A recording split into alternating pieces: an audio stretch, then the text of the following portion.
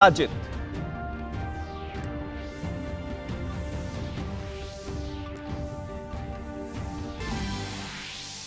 और देश भर में मनाया जा रहा है बसंत पंचमी का त्योहार। विद्या की देवी मां सरस्वती की विशेष पूजा का आयोजन। राष्ट्रपति, उपराष्ट्रपति और प्रधानमंत्री ने दी देशवासियों को शुभकामनाएं।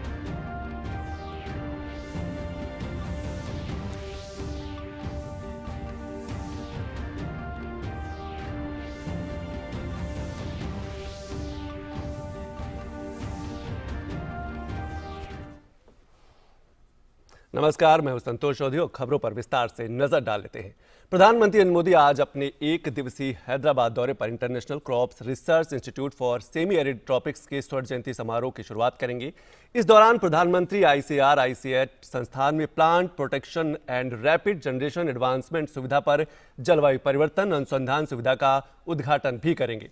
पीएम मोदी 11वीं सदी के संत रामानुजाचार्य की प्रतिमा स्टैच्यू ऑफ इक्वलिटी भी राष्ट्र को समर्पित करेंगे। प्रधानमंत्री नरेंद्र मोदी शनिवार को अपनी एक दिवसीय हैदराबाद यात्रा के दौरान international crops research institute for semi arid tropics ICRI-SAT के स्वर्ण जयंती समारोह की शुरुआत करेंगे। इस दौरान प्रधानमंत्री ICRI-SAT संस्थान में plant protection and rapid generation advancement सुविधा पर जलवायु परिवर्तन अनुसंधान सुविधा का उद्घाटन भी करेंगे। हम इस साल अपने 50वीं सालगिरह मना रहे हैं और हमें बड़ी खुशी है कि इस उपलक्ष्य पे हमें भारत के प्रधानमंत्री का आशीर्वाद मिलने जा रहा है। हमारे लिए और खुशी की बात है कि हमारी जो कल से जो शुरुआत हो रही है 50वें साल सेलिब्रेशन की, उसका उद्घाटन प्रधानमंत्री महोदय कर रहे हैं और इस समारोह को हम साल भर मनाएंगे। ICRI-SAT के स्वर्ण जयंती कार्यक्रम के क्रम में प्रधानमंत्री विशेष रूप से डिजाइन किए गए प्रतीक चिन्ह का भी अनावरण करेंगे और संस्थान की स्वर्ण जयंती को चिन्हित करने के लिए एक स्मारक डाक टिकट का शुभारंभ करेंगे। A organization, ICRISAT, it was established in 1972, and now this year it is going to celebrate its 50th anniversary, that is Golden Jubilee year. So माननीय प्रधानमंत्री जी कल इधर आ रहे हैं actually, so he will give a talk to inspire the scientific community here. Hyderabad स्थित ICRI-SAT Bharat सहित Asia एवं उप सहारा अफ्रीका में विकास के लिए कृषि अनुसंधान का संचालन करने के अलावा फसल की किस्मों का विकास करता है। ऐसे में प्रधानमंत्री का ICRI-SAT आगमन न केवल इस संस्थान के लिए गौरव की बात है, बल्कि भारत सरकार की कृषि विकास की अंतर्राष्ट्रीय प्रतिबद्धता को भी दर्शाता है। शनिवार को अपनी हैदराबाद यात्रा के दौरान प्रधानमंत्री Narendra Modi international crop research institute for semi arid tropics की स्वर्ण जयंती समारोह का शुभारंभ करेंगे। इस दौरान प्रधानमंत्री नरेंद्र मोदी ICRISAT द्वारा तैयार किए गए लोगों का विमोचन करने के साथ साथ न केवल एक डाक टिकट स्वर्ण जयंती के अवसर पर जारी करेंगे, बल्कि जलवायु परिवर्तन पर अनुसंधान सुविधा केंद्र का शुभारंभ भी करेंगे।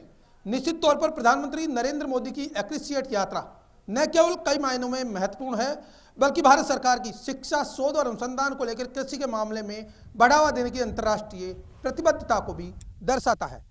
हैदराबाद से मेरे सहयोगी संजय जैना के साथ में OP Yadav, DD news, Hyderabad.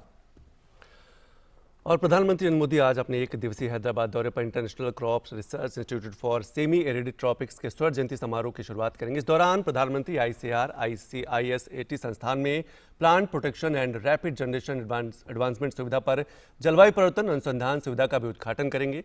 PM Modi 11वीं सदी के संत रामानुजाचार्य की प्रतिमा स्टैच्यू ऑफ इक्वलिटी भी राष्ट्र को समर्पित कर रहे हैं। प्रधानमंत्री नरेंद्र मोदी शनिवार को 216 फीट ऊंची स्टैच्यू ऑफ इक्वलिटी प्रतिमा का अनावरण करेंगे। ये प्रतिमा 11वीं शताब्दी के संत श्री रामानुजाचार्य की स्मृति में बनाई गई है, जिन्होंने आस्था, जाति और पंथ सहित जीवन के सभी पहलुओं में समानता के विचार को बढ़ावा दिया था। प्रतिमा की परिकल्पना श्री रामानुजाचार्य आश्रम के श्री चिन्नाजियर स्वामी ने की है। कार्यक्रम के दौरान संत के जीवन यात्रा और शिक्षाओं पर एक 3D प्रस्तुति भी दिखाई जाएगी। वैष्णव संत रामानुजाचार्य का जन्म साल 1017 में तमिलनाडु के श्री पेरम्बदूर में हुआ था। रामानुजाचार्य ने वेदांत दर्शन पर अपने विशिष्ट द्वैत सिद्धांत का प्रतिपादन किया था। उनकी शिष्य परंपरा में गुरु रामानंद हुए। जिनके शिष्य कबीर थे।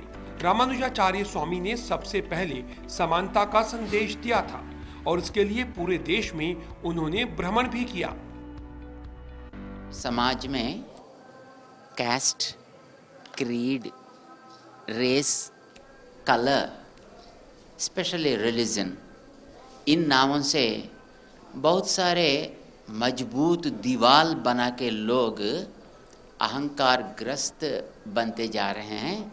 इसको कैसा ख़त्म करें? तब ये ख़त्म होता है जब हम सोचेंगे कि ये मेरा नहीं है, तो उनको ख़त्म करो। ये मेरा है, उनके लिए जान दो, ये होता है। महान संत रामानुजाचार्य की ये मूर्ति पंचलोह से बनी है, जो 5 धातुओं सोना, चांदी, तांबा, पीतल और जस्ता का एक संयोजन है और दुनिया में बैठी हुई मुद्रा में सबसे ऊंची धातु की मूर्तियों में से एक है। स्टैच्यू ऑफ इक्विटी तक पहुंचने के लिए 108 सीढ़ियां चढ़नी पड़ती हैं, जहां संत रामानुजाचार्य की मूर्ति कमल के नीचे 36 हाथियों के साथ 54 कमल की पंखुड़ियों पर टिकी हुई है।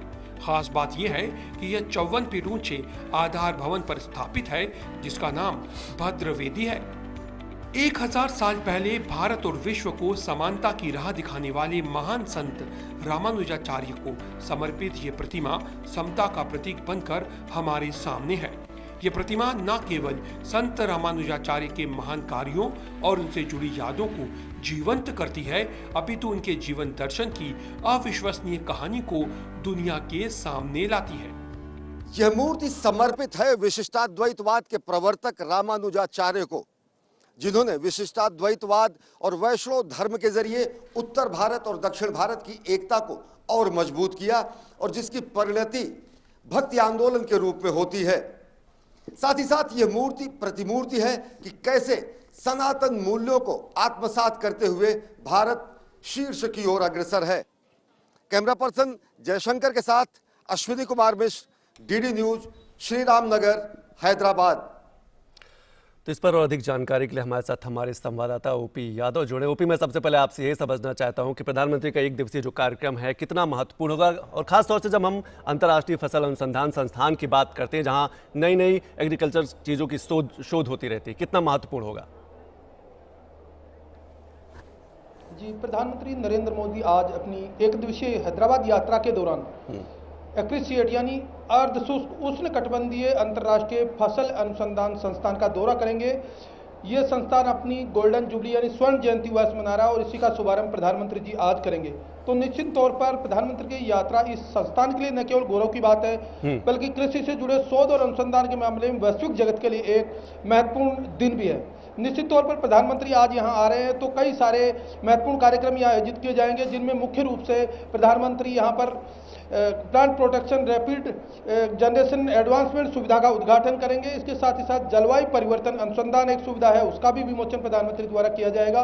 और इसके साथ ही साथ इसका जो गोल्डन जुबली ईयर मनाया जा रहा है, उसका एक विशेष लोगो डिजाइन किया गया है। इसी लोगो का प्रधानमंत्री के हाथों विमोचन होना है। इसके अलावा प्रधानमंत्री इस दिन को खास बनाने के लिए एक डाक टिकट भी जारी करेंगे।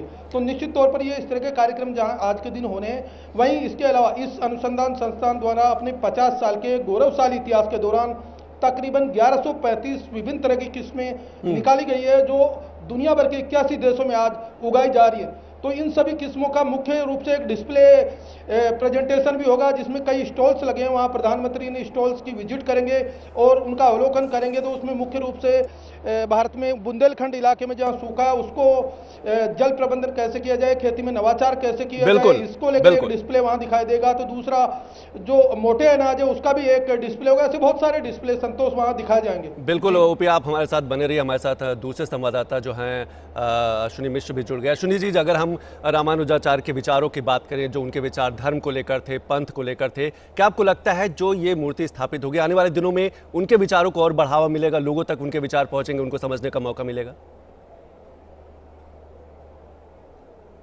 जी, निश्चित तौर से संतोष, आचार्य रामानुजाचार्य जो कि विशिष्टाद्वैत के संस्थापक रहे, प्रवर्तक रहे, उनकी 216 फीट की मूर्ति का आज अनावरण प्रधानमंत्री नरेंद्र मोदी के कर कमलों से होगा। मैं खुद वो मूर्ति दिखाना चाहूँगा। आप देख सकते हैं कि ये विहंगम वास्तुशिल्प का जबरदस्त नमूना है, ये मंदिर निर्माण का शानदार नमूना है और साथ ही साथ ये एक आध्यात्मिक चेतना केंद्र के रूप में भविष्य में स्थापित होगा। उत्तर और दक्षिण को मिलाने का कार्य आचार्य रामानुजाचार्य ने की। शैव और वैष्णव परंपरा भी आगे चल के जाके मिली। सनातन संस्कृति के जो मूल सिद्धांत थे, चाहे ममत्व का सिद्धांत हो चाहे समत्व का सिद्धांत हो, उन सबको जो है आचार्य रामानुजाचार्य ने जोड़ा। लेकिन उसके बाद जो सनातन संस्कृति में संभाव था, एक ऐसा भी दौर था जब अछूतों को, कथित रूप से जो निम्न जात के लोग कहे जाते थे और अस्पृश्य लोगों को मंदिर में प्रवेश की अनुमति नहीं होनी थी। पहली बार ऐसे रामानुजाचार्य जी ऐसे समाज सुधारक और संत रहे जिन्होंने कथित निम्न वर्णीय लोगों को और अस्पृश्यों को भी मंदिर में प्रवेश की अनुमति दी। यानी कि मंभाव और संभाव की जो परंपरा रही, जो सनातन संस्कृति का जो मूल केंद्र बिंदु रहा, उसके संस्थापक प्रवर्तक आचार्य रहे रामानुजाचार्य। और उनके विराट व्यक्तित्व के अनुरूप ही ये मूर्ति है, विराट व्यक्तित्व के अनुरूप ही ये पूरा का पूरा निर्माण किया गया है। और इस पूरे क्षेत्र में, परिसर में देखें तो ये 216 फीट ऊंची मूर्ति है। उसके नीचे 108 जो दिव्य देशम है उनकी स्थापना की गई है। वो 108 दिव्य देशम वो है जो कि भगवान विष्णु के अलग अलग जगहों पर उनके जो चिन्ह मिले हैं, जहाँ पर उनकी मुख्य रूप से पूजा की जाती है। वो वेंकटेश्वर, तिरुमाला वेंकटेश्वर से लेकर अयोध्या तक के सभी मंदिरों का जो प्रतिलिपि है उसको यहाँ पर 108 दिव्य देशम के रूप में किया गया है। ये 45 एकड़ में ये पूरा का पूरा निर्माण किया गया है और पूरा का पूरा ये परिसर लगभग 200 एकड़ का है। बगल में ही यहाँ पर महाविष्णु यज्ञ भी चल रहा है, जो कि सभी तरीके के भौतिक, दैविक जो ताप है, और यहाँ के जो स्वामी चिन्ना जीयर स्वामी ने ये कहा कि जो इस समय के कोरोना की स्थिति है, जो चुनौती है, उससे भी निपटने के लिए, समग्र कल्याण के लिए, मानवता के कल्याण के लिए यहाँ यज्ञ का भी अनुष्ठान किया जा रहा है। तो इस मूर्ति का अनावरण होगा और यज्ञ में भी प्रधानमंत्री नरेंद्र मोदी द्वारा वो उसमें सम्मिलित होंगे, आहुति देंगे। तो आज बेहद विशिष्ट दिन है समूची सनातन संस्कृति के लिए, खासकर से आंध्र प्रदेश, तेलंगाना और दक्षिण भारत की इस वैष्णव परंपरा के लिए। अश्विनी, जब हम समानता के विचारों की बात करते हैं तो आपको लगता है कि आज के युवा पीढ़ी को और समझने की जरूरत है कि कैसे समानता के विचार को और आगे बढ़ाया जा सकता है, वो चाहे तकनीक के माध्यम से या फिर स्टैचू ऑफ ओपी, मेरा सवाल आपसे है, मैं आपसे ये समझना चाहता हूँ कि जब हम फसलों की बात करते हैं, खासतौर से हम कृषि अनुसंधान की बात करते हैं, तो आपको लगता है वो 2023 को मिलेट ईयर भी घोषित किया गया, यानी कि मोटा अनाज वर्ष घोषित किया गया है। आपको लगता है शोध की एक महत्वपूर्ण भूमिका होती है खासतौर से एग्रीकल्चर में? जी संतोष, आपने बहुत अच्छा सवाल किया। भारत सरकार ने भी जो आम बजट 2022-23 पेश किया, उसमें मोटे अनाज, जिनको अब भारत सरकार ने पोषक अनाज के रूप में, न्यूट्री सीरियल्स के रूप में रेखांकित किया है। तो ये जो अनाज है वो भारत में अधिकांश राज्यों में उगाए जाते हैं और जो ग्रामीण आबादी है उनकी आर्थिक तरक्की का महत्वपूर्ण आधार यही होता है और इनमें पोषकता के काफ़ी सारे गुण होते हैं। तो भारत सरकार ने न केवल इनको बढ़ावा देने का काम किया, जबकि जो एग्रीसीड संस्थान है इस पर भी बीते 50 साल में इन पर शोध हो रहा है और जो ज्वार, बाजरा, रागी जैसी जो फसलें हैं उनके शोध अनुसंधान और तमाम तरह के नवाचार यहाँ किए जा रहे हैं। तो आज प्रधानमंत्री जी आएंगे तो जलवायु परिवर्तन की चुनौतियों और जो मोटे अनाज, जिनको पोषक अनाज कहते हैं, उनके बारे में उनका महत्वपूर्ण उद्बोधन होगा और वैज्ञानिक उनको सुनेंगे और प्रेरित होंगे और भविष्य में शोध अनुसंधान को बढ़ावा देने के लिए नए नवाचार करने की ओर अग्रसर होंगे। तो निश्चित तौर पर ये जो शोध अनुसंधान कार्य से जुड़ा जो मोटे अनाजों का कार्य है, इस संस्थान को न केवल प्रेरित करेगा बल्कि प्रधानमंत्री की गौरवमयी उपस्थिति के दौरान वैज्ञानिकों को प्रोत्साहित करने का महत्वपूर्ण काम भी करेगा। ओपी, एक चीज़ और मैं आपसे ये समझना चाहता हूँ कि आप एग्रीकल्चर सेक्टर को काफ़ी बारीकी से समझते हैं, जो कम पानी वाली फसलें, क्योंकि कई ऐसे क्षेत्र हैं जहाँ पर पानी की उपलब्धता अभी नहीं है, तो क्या ऐसे अनाजों का भी शोध करने की जरूरत है, ऐसे बीज का शोध करने की जरूरत है जो कम पानी में उत्पादित हो सके? जी संतोष, जब प्रधानमंत्री आज यहाँ जो वैश्विक जगत के आए हुए वैज्ञानिक समुदाय उनको जब संबोधित करेंगे, उसके बाद जो एक स्टॉल है उसका भी अवलोकन करने के लिए जाएंगे, तो वहाँ एग्रीसीड द्वारा एक ऐसा डिस्प्ले भी सामने आएगा जहाँ बुंदेलखंड जैसे जो इलाके हैं, सूखे प्रदेश जहाँ पानी की बहुत कम आयत रहती है, तो कम पानी में अधिक उत्पादन कैसे लिया जाए, ऐसी फसलें कैसे उगाई जाए जिनसे पोषकता भी बरकरार रहे, उत्पादन का मानक भी बढ़ा रहे और उसका मूल्य भी बाजार में अच्छा मिले। तो इस तरह की फसलों की आज न केवल जरूरत है बल्कि एक जलवायु परिवर्तन की चुनौतियों को देखते हुए महत्वपूर्ण विषय भी है। इसको पूरी दुनिया भारत की ओर देख रही है क्योंकि भारत इन चीजों में नवाचार और अग्रेसित राष्ट्र के रूप में देखा जाता है। तो निश्चित तौर पर प्रधानमंत्री का जो उद्बोधन होगा उसको न केवल भारत के वैज्ञानिक बल्कि वैश्विक जगत के वैज्ञानिक न केवल पूरी तरह सुनेंगे बल्कि आत्मसात करते हुए भविष्य में जो मोटे अनाज है या कम पानी की फसलें और जलवायु परिवर्तन की चुनौतियां उनसे निपटने के लिए प्रेरित होंगे। तो जो आपने सवाल किया, इसका सबसे बड़ा महत्वपूर्ण मसला आज के संदर्भ में प्रधानमंत्री के उद्बोधन से रेखांकित होगा, क्योंकि वो बार बार कहते रहते कि हमें 2047 में जब देश आज़ादी का जश्न मनाएगा उस दौरान वैज्ञानिक किस तरह काम करें, किस तरह खेती की चुनौतियों से निपटें और बदलती जलवायु परिवर्तन के अनुसार ऐसी किस्में ईजाद करें जो आने वाली पीढ़ियों के लिए न केवल एक महत्वपूर्ण काम करें बल्कि फसल उत्पादन के साथ साथ पोषक तक युक्त खाद्यान्न दें। बिल्कुल आपने सही कहा कि अंतर्राष्ट्रीय जो फसल अनुसंधान संस्थान है उसकी महत्वपूर्ण भूमिका है, खासतौर से मोटे अनाज और पोषक तत्वों को बढ़ावा देने वाले फसलों को आगे बढ़ाने में। बहुत बहुत शुक्रिया ओपी यादव, आपने इस विषय में शामिल हो और सारी जानकारी दी। और बढ़ते हैं दूसरी खबर को, लेकिन सबसे पहले लेते हैं एक छोटा सा ब्रेक। आप देखते रहें डीडी न्यूज।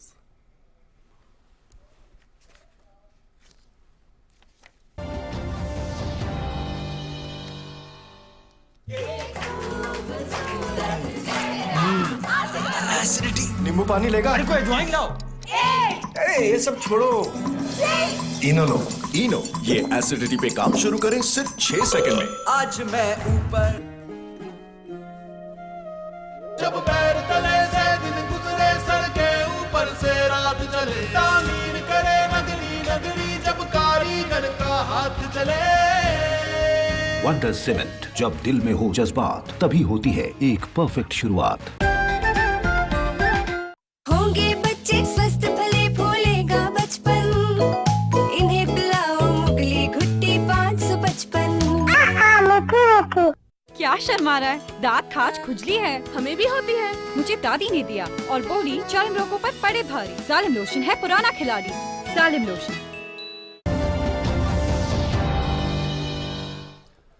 अब ब्रेक के बाद आप सभी का स्वागत है। उत्तर प्रदेश में विधानसभा चुनाव के पहले चरण के प्रचार के लिए बस कुछ ही दिन बचे हैं। इस चरण में 10 फरवरी को वोट डाले जाएंगे। भाजपा अध्यक्ष जेपी नड्डा आज हापुड़, मुरादाबाद और नोएडा में सार्वजनिक कार्यक्रम करेंगे।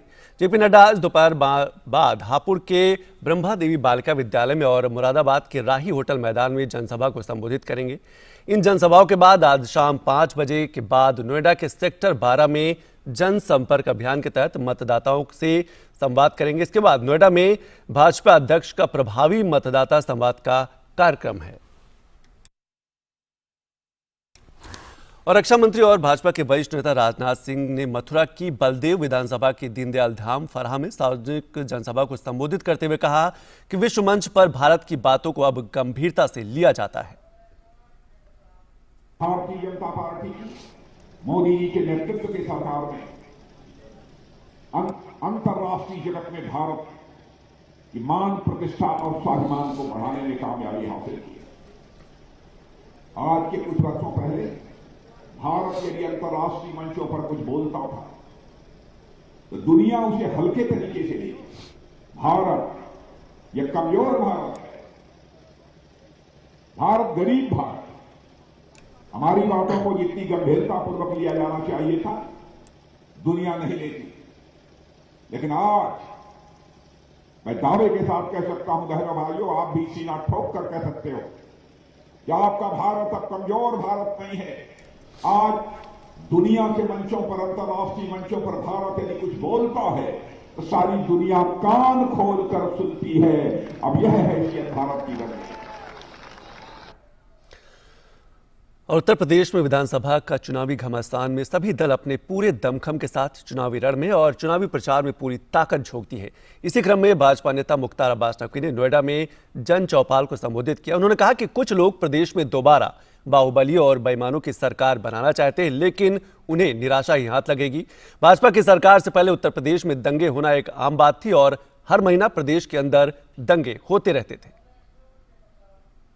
ऐसा महीना नहीं होता था जो मुल्क का कोई न कोई हिस्सा दंगों की आग में जल ना रहा होता था।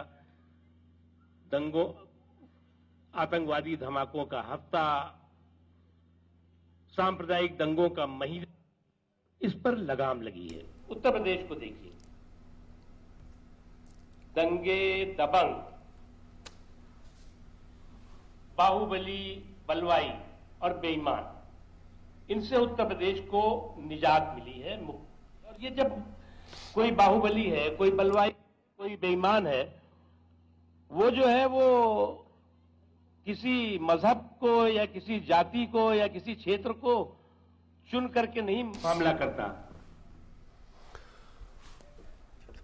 और कांग्रेस महासचिव और यूपी प्रभारी प्रियंका गांधी वाड्रा ने उत्तर प्रदेश में विधानसभा चुनाव के प्रचार अभियान के तहत आज अलीगढ़ के कोल विधानसभा में रोड शो किया। प्रियंका गांधी ने कोल सीट से कांग्रेस प्रत्याशी विवेक बंसल के समर्थन में रोड शो किया। एसपी ऑफिस के सामने से कटपुला, सिविल लाइन समेत पूरे क्षेत्र से शहर के अन्य हिस्सों में रोड शो का आयोजन किया जा रहा है। रोड शो के बाद शाम 4 से 6 बजे के मध्य मैरिस रोड स्थित शाहनाई बैंक्वेट हॉल में प्रियंका गांधी जनसभा को संबोधित करेंगी।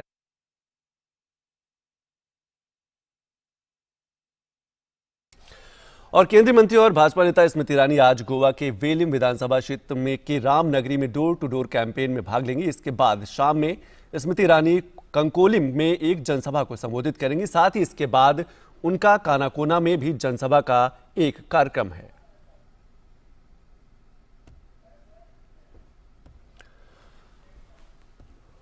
और 5 राज्यों में विधानसभा चुनाव होने वाले हैं और जैसे जैसे मतदान के दिन नजदीक आ रहे हैं वैसे ही राज्यों में प्रचार प्रसार तेजी पकड़ रहा है। उत्तराखंड के मुख्यमंत्री पुष्कर सिंह धामी ने राज्य में विधानसभा चुनाव प्रचार अभियान के तहत आज टनकपुर में डोर टू डोर कैंपेन किया। इस दौरान उन्होंने घर घर जाकर जनसंपर्क किया। इसके बाद एक जनसभा को संबोधित करते हुए पुष्कर सिंह धामी ने कहा कि टनकपुर में रेलवे का बहुत काम हुआ है और टनकपुर से अयोध्या के लिए एक ट्रेन चलाई जाएगी।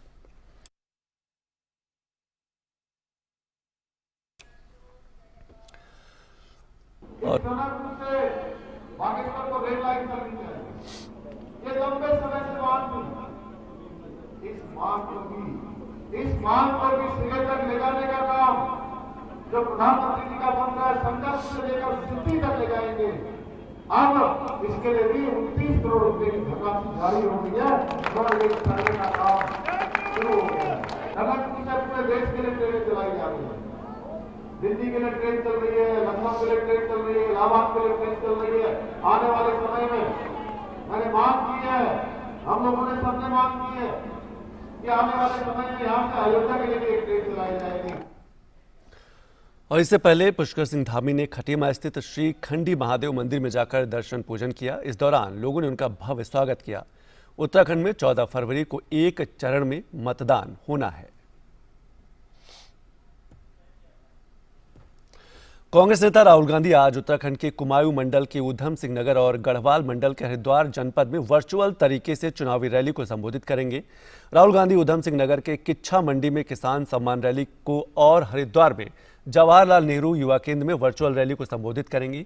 इन कार्यक्रमों को प्रदेश के सभी 70 विधानसभा क्षेत्रों में वर्चुअल प्रदर्शित किया जाएगा। इसके बाद शाम में राहुल गांधी हरिद्वार में गंगा आरती में भाग लेंगे।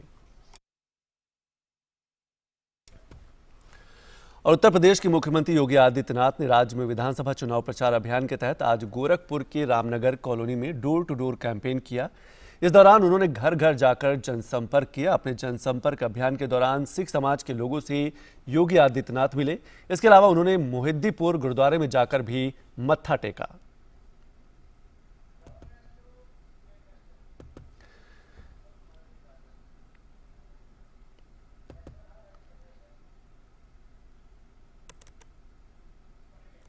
इससे पहले गोरखपुर शहर विधानसभा क्षेत्र से भाजपा प्रत्याशी योगी आदित्यनाथ ने मोहिद्दीपुर स्थित श्री गोपाल मंदिर में जाकर दर्शन पूजन किया। इस दौरान लोगों ने उनका भव्य स्वागत किया। मुख्यमंत्री योगी आदित्यनाथ ने कल गोरखपुर शहर से विधानसभा सीट से नामांकन दाखिल किया था। मुख्यमंत्री योगी आदित्यनाथ के साथ गृह मंत्री अमित शाह भी मौजूद थे। वहीं केंद्रीय मंत्री धर्मेंद्र प्रधान, प्रदेश अध्यक्ष स्वतंत्र देव सिंह भी मौजूद थे।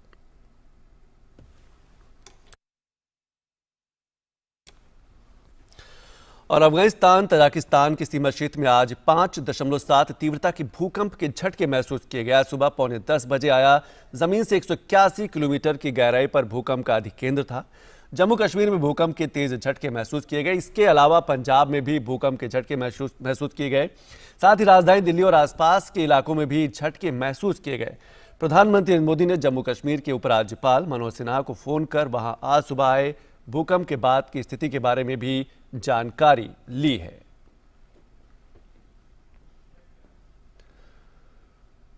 और केंद्रीय मंत्री नितिन गडकरी आज मुंबई में Maharashtra chamber of commerce, industry and agriculture के 94वीं वर्षगांठ के मौके पर आयोजित एक कार्यक्रम में शामिल हुए। उन्होंने दीप प्रज्वलित कर कार्यक्रम की शुरुआत की।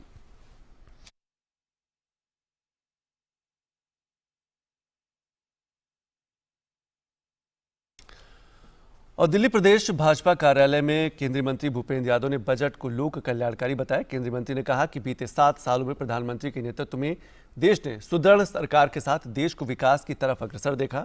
बजट में प्रधानमंत्री ने कोप 2022 में ग्लासगो में कार्बन उत्सर्जन को कम करने के लिए जो घोषणा की थी उसी के अनुरूप घोषणाएं हुई है। केंद्रीय मंत्री ने पर्यावरण संरक्षण के लिए प्राकृतिक खेती को बढ़ावा देने के लिए गंगा किनारे क्षेत्र को चुनने पर भी प्रधानमंत्री और वित्त मंत्री को धन्यवाद दिया है। साथ ही श्रम मंत्रालय के लेकर बजट में जो घोषणाएं हुई हैं उस पर खुशी जाहिर की है।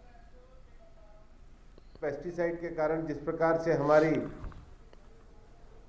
खेती में पेस्टिसाइड के अनाज के कारण अनेक प्रकार की दिक्कतें भी और देश की एक विदेशी निर्भरता भी रहती है यूरिया वगैरह के कारण, ऐसे में सरकार के द्वारा एक नया प्रयोग जो प्राकृतिक खेती के लिए उठाया गया है और उसके लिए सबसे पहले गंगा और उसके नज़दीक के क्षेत्रों का चयन किया गया है। इसलिए बजट पीपल फ्रेंडली भी है और प्रोग्रेसिव बजट भी है।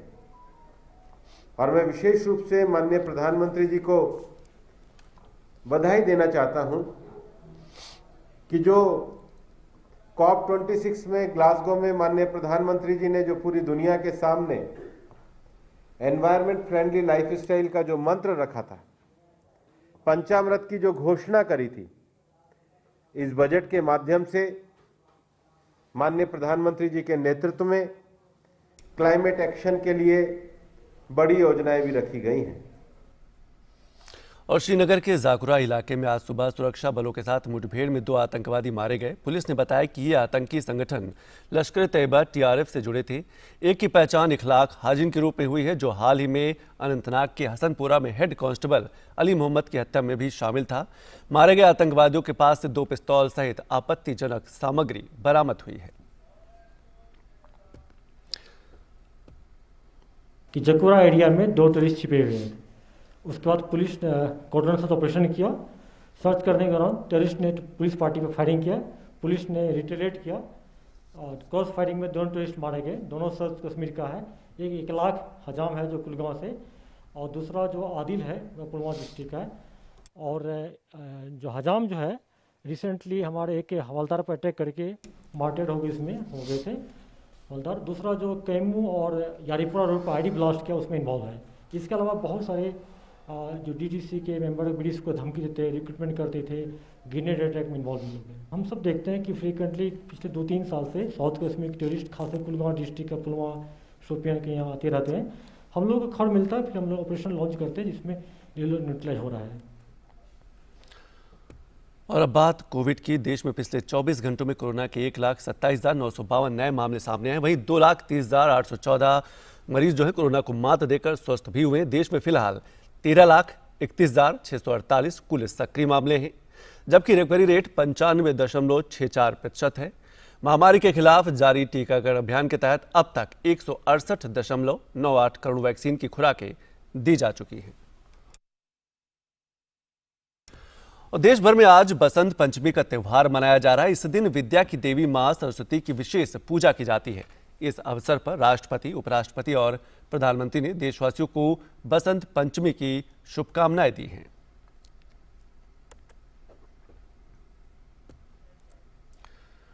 वहीं बिहार में बसंत पंचमी का त्यौहार हर्षोल्लास के बीच मनाया जा रहा है। विद्या की देवी मां सरस्वती की पूजा भी की जा रही है, लेकिन कोरोना प्रतिबंधों के चलते मंदिरों में सार्वजनिक पूजा की अनुमति नहीं है। इस कारण भक्त मंदिर के दरवाजे के बाहर से ही देवी के दर्शन कर रहे हैं। साथ ही विद्यालयों और सार्वजनिक स्थल पर स्थापित की जाने वाली प्रतिमाएं भी इस बार नहीं दिख रही हैं, क्योंकि स्कूल बंद है और सार्वजनिक पूजन उत्सव के आयोजन की मनाही कर दी गई है।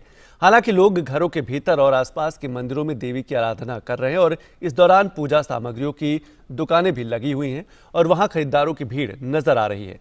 कोरोना संक्रमण को देखते हुए प्रशासन ने सीमित रूप में प्रतिमा स्थापित कर पूजा करने की अनुमति दी है।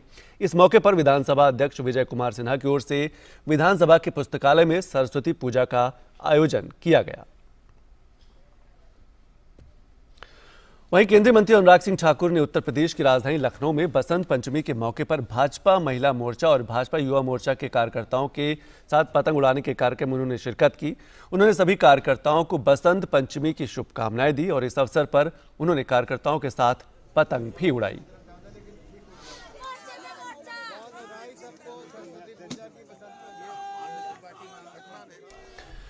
उत्तर प्रदेश में भाजपा के चुनाव प्रभारी अनुराग सिंह ठाकुर ने कहा कि ये कार्यक्रम दिखाता है कि मोदी और योगी जी के नेतृत्व में उत्तर प्रदेश ने कैसे विकास की उड़ान भरी है।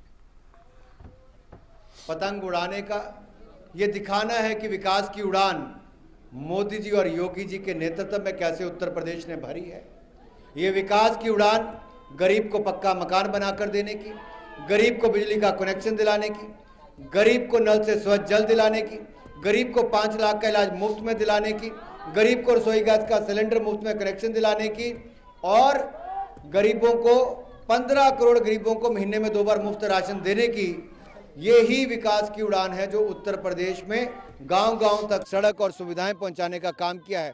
इस विकास की उड़ान को और ऊंचा करेंगे। जैसे उत्तर प्रदेश ने विकास की उड़ान यानी कि देश में दूसरा स्थान अर्थव्यवस्था की दृष्टि से हासिल किया है, आने वाले समय में उत्तर प्रदेश को नंबर 1 बनाकर दिखाएंगे। और उत्तर प्रदेश के प्रयागराज में बसंत पंचमी के अवसर पर श्रद्धालुओं ने संगम तट पर डुबकी लगाई। घाटों की सुरक्षा के लिए प्रशासन की तरफ से श्रद्धालुओं की सुरक्षा के लिए व्यापक और पुख्ता इंतजाम किए गए हैं। घाटों की सफाई, फ्लड कंपनी के जवान और महिला पुलिसकर्मी भी तैनात किए गए हैं। श्रद्धालुओं के नहाने के लिए घाटों पर प्रशासन की तरफ से व्यवस्था बनाई गई है। बसंत पंचमी के मौके पर अभी तक 2 लाख से अधिक श्रद्धालु जो है पवित्र और पावन संगम में स्नान कर चुके हैं। बसंत पंचमी है, माँ सरस्वती देवी की पूजन माँ सरस्वती देवी का पूजन किया जाता है और इस उपलक्ष्य में यहाँ पे जो प्रयाग में तीर्थराज प्रयाग में जो महत्वपूर्ण स्नान है उनमें से तीसरा सबसे महत्वपूर्ण स्नान है। मैंने तो यही मांगा है, जो हमारी इच्छा है, जो हम सब सारे स्टूडेंट की इच्छा है कि उन्हें उनका कोई अच्छी सी जॉब मिले। आज बसंत पंचमी है। बसंत पंचमी के दिन बहुत बड़ा पर्व होता है, ऐसा यहाँ मानते हैं। इसलिए प्रयागराज में सभी लोग बसंत पंचमी पर स्नान करने आते हैं। हम मानते हैं कि सरस्वती देवी का यहाँ वास है, गंगा यमुना का यहाँ मेल है। हम लोग यहाँ ज्ञान मांगने आते हैं, सभी यहाँ ज्ञान की प्राप्ति होती है। हम सब परिवार के साथ आते हैं यहाँ स्नान करने। और बसंत पंचमी के पवित्र मौके पर मथुरा के बांके बिहारी मंदिर में होली खेली गई। भक्तों ने बसंत पंचमी के अवसर पर जमकर नृत्य किया। श्रद्धालु बड़ी संख्या में मग्न होकर नाचते दिखाई दिए।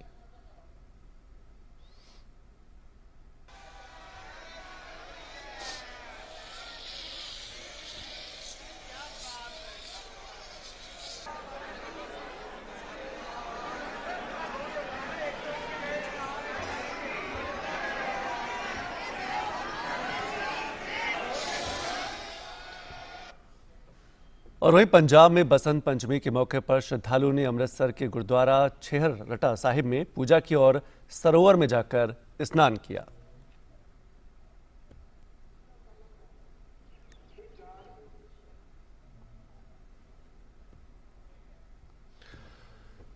शनिवार को भाजपा के वरिष्ठ नेता सी जंगारेड्डी की दुनिया को हमेशा के लिए अलविदा उन्होंने वो कह गए। सी जंगारेड्डी ने 1984 के लोकसभा चुनाव में आंध्र प्रदेश के हनमकोंडा संसदीय सीट से पूर्व प्रधानमंत्री पीवी नरसिम्हा राव को उन्होंने पराजित किया था।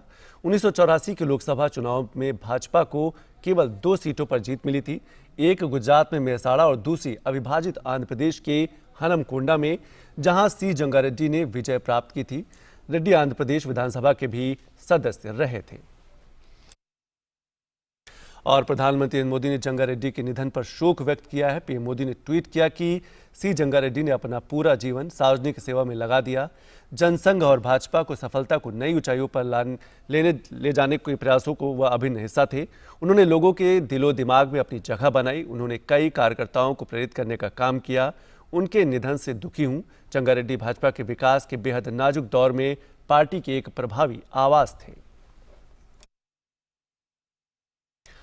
और अब बात करते हैं बदलते मौसम की। हिमाचल प्रदेश के लाहौल स्पीति